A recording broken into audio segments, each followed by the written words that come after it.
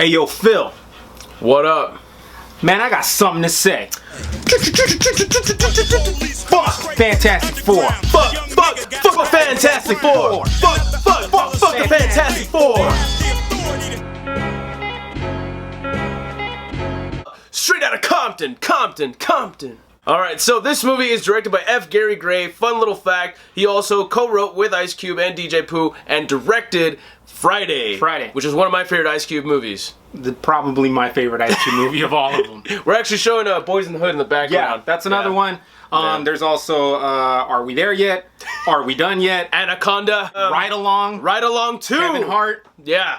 Now, as many of you already know, this movie centers on the world's most dangerous group, N.W.A, which consists of Eazy-E, Dr. Dre, DJ Yella, Ice Cube, of course. Also, it centers everything in Compton, obviously. It focuses on racist cops, society, the way everything was in the suburbs and the ghettos of Compton. Like, this is the music that I grew up with as a kid. I remember, like, hearing about it in elementary school when Eazy-E died. I was like, who the fuck is Eazy-E? And then my older cousin's like, let me drop you some knowledge. So, the characters that were, pretty much drove this film were Dr. Dre, Ice Cube, and Eazy-E. Yeah, Eazy-E. And then you also had, supporting cast. You had Ren, you had Yella, and then you had Jerry Heller, who was played by Paul Giamatti to great effect. And it's basically a story about the origins of N.W.A, and it progresses through their subsequent breakup, their solo careers, their evolution, as artists as well. Like you mentioned, it mostly focuses on Eazy-E, Dr. Dre, and Ice Cube. And what I thought was really interesting about this entire movie is, like, I felt like each one of those three core members had their own separate movies. Like, in the beginning, you see Cube rising up as a poet. You see Dr. Dre rising up as a musician, and you see Eazy-E, who was a street hustler, who was like a real dude at the time, and he starts, like, he finds new abilities within him to become an actual rapper. We know that Ice Cube was portrayed by his son, his actual real life son, O'Shea Jackson Jr., who literally looks like the guy. When you're portraying your father, I guess the advantage you got is that you have had your entire life to study this character, right? Yeah. Anyway, so really, to be honest, truthfully, I'm not really familiar with these actors. They did it beautifully, though. They portrayed him perfectly. I would rather go with actors who don't really look like the actual artist, but as long as they can deliver as far as performances. There was a couple of scenes where I'm not gonna, no spoilers, I was like this close to breaking into man tears because of the performances alone. There's an actual one actor that I'm really familiar with. I love this guy. He's one of my favorite actors, Paul Giamatti. He plays Jerry, the manager, who in a way he is like kind of sort of the antagonist. Yeah. In a way. I really enjoyed the movie. Like I said, being fans of the genre in general, really, I was happy. I was really satisfied.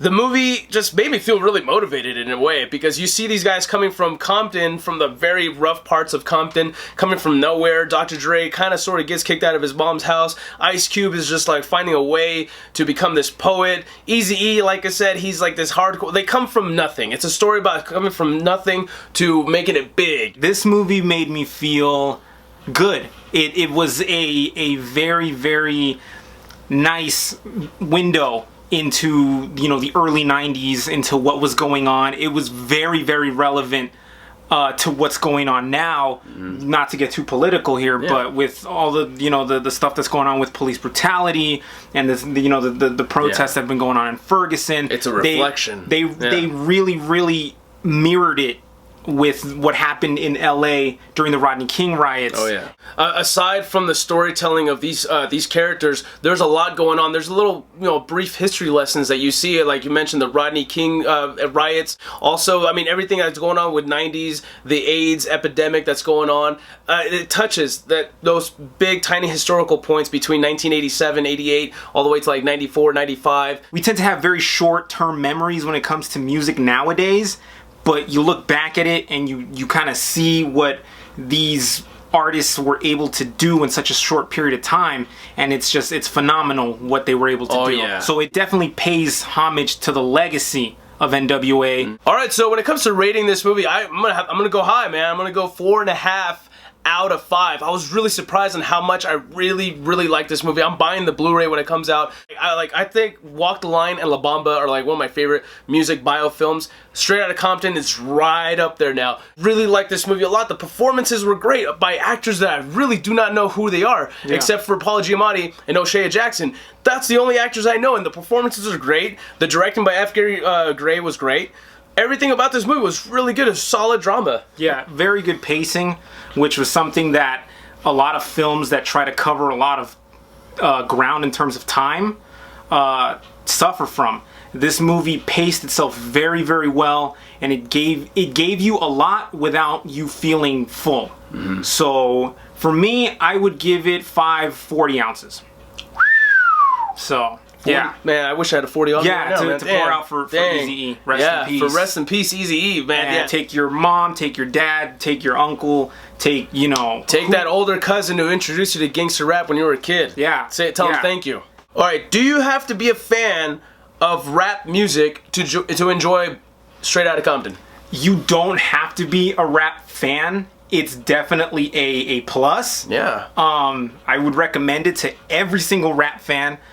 Even if you're not, even if you're a Tears for Fears fan. Dude, you can be a Toby Keith fan and you can still enjoy the hell out of this movie just like we did. Beginning, middle, end, plot, conflict, great characters, great performances, great writing, and great directing. We want to know, what is your favorite music bio flick? Let us know in the comments below. We'll read your answers out loud in the next episode of the podcast, which will be out on Monday. Until then, thanks for watching this video. Make sure you hit the like, check out the blog at axialskeleton.wordpress.com. Subscribe to this channel, and thanks again. You guys stay focused, stay sharp, and Axial On.